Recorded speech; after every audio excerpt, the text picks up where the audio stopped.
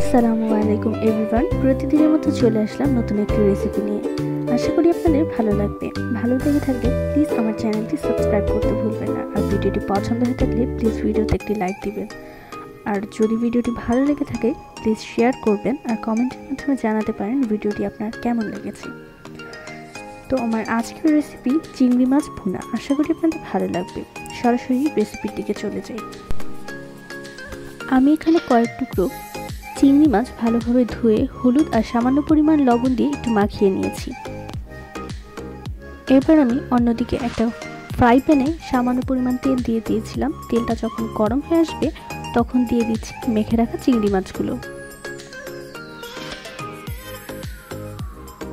আমি সবগুলো চিংড়ি মাছ আস্তে আস্তে দিয়ে দিচ্ছি। এবার আমি দুই পাশ ভালোভাবে একটু ভেজে নিব। চিংড়ি মাছগুলোকে এক পাশ ভাজা হয়ে গিয়েছে। এবার আমি অন্য পাশটাকে একটু উল্টে দিচ্ছি চামচের সাহায্যে। সবগুলো চিংড়ি মাছকেই উল্টে দিতে হবে যাতে দুই পাশ ভালোভাবে লালচে হয়ে ভালো করে ভাজা হয়ে যায়।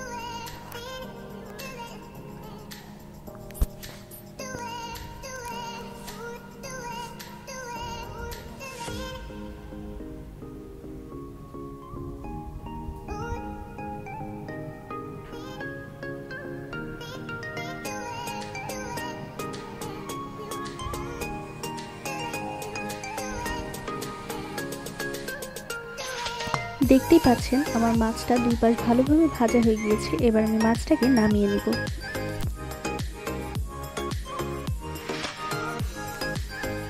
এদিকে একটা কড়াইতে দিয়ে দিচ্ছি কিছুটা পেঁয়াজ।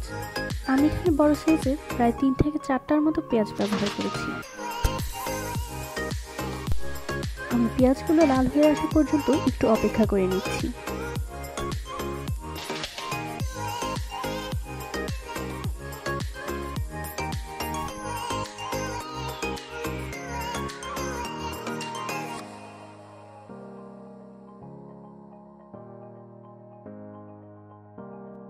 পেঁয়াজটা যখন এরকম লাল হয়ে আসবে তখন দিয়ে দিচ্ছি 1 চা চামচ পরিমাণ আদা বাটা, 1 চা চামচ পরিমাণ রসুন বাটা।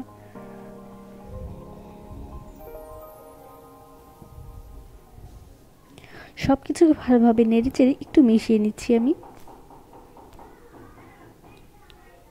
এবার দিয়ে দিচ্ছি 1 চা চামচ হলুদের গুঁড়া, 1 চা চামচ মরিচের গুঁড়া আর 1 চা চামচ ধনিয়ার গুঁড়া।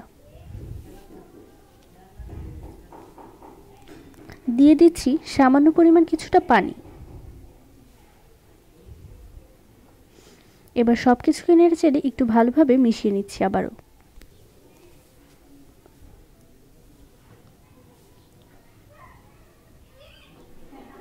মশলাটা কষানো পর্যন্ত একটু অপেক্ষা করে নিতে হবে। এই পর্যায়ে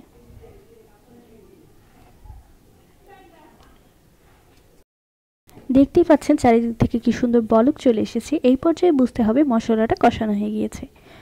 যখন মশলাটা কষানো হয়ে যাবে তখন দিয়ে দিতে হবে 3 থেকে 4টার মতো কাঁচামরিচ আর একটা টমেটো কুচি।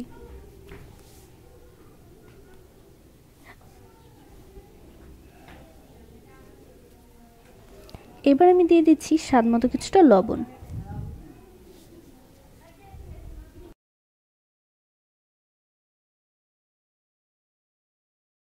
আমার মশলাটা পুরোপুরি কষানো হয়ে গিয়েছে। এখন আমি দিয়ে দিচ্ছি ভেজে রাখা মাছগুলো।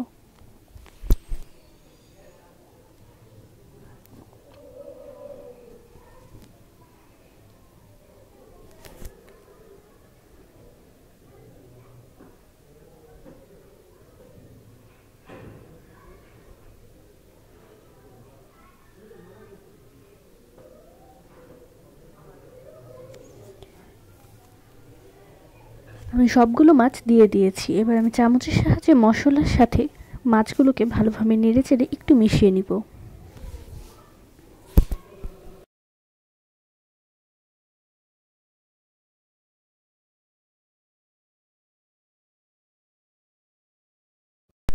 মশলার সাথে যখন মাছগুলো ভালোভাবে মেশানো হয়ে যাবে তখন আমি দিয়ে দিব সামান্য পরিমাণ একটু পানি।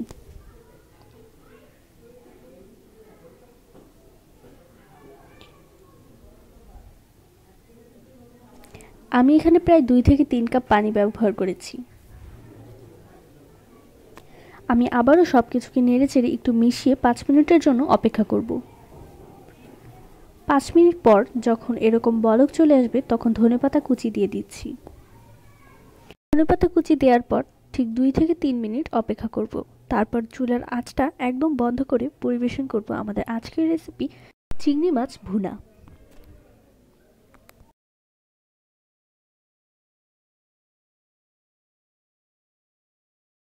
হয়ে গেল আমাদের আজকের রেসিপি চিংড়ি মাছ ভুনা। আশা করি আপনাদের ভালো লেগেছে। ভালো লেগে থাকলে আমাকে কমেন্টের মাধ্যমে জানাতে পারেন। আর ভিডিওটি যদি পছন্দ হয়ে থাকে প্লিজ ভিডিওটি শেয়ার করবেন আর আমার চ্যানেলটি সাবস্ক্রাইব করতেও ভুলবেন না। আমার ভিডিওটি শেষ পর্যন্ত দেখার জন্য আপনাদের অসংখ্য ধন্যবাদ জানাচ্ছি। আসসালামু আলাইকুম।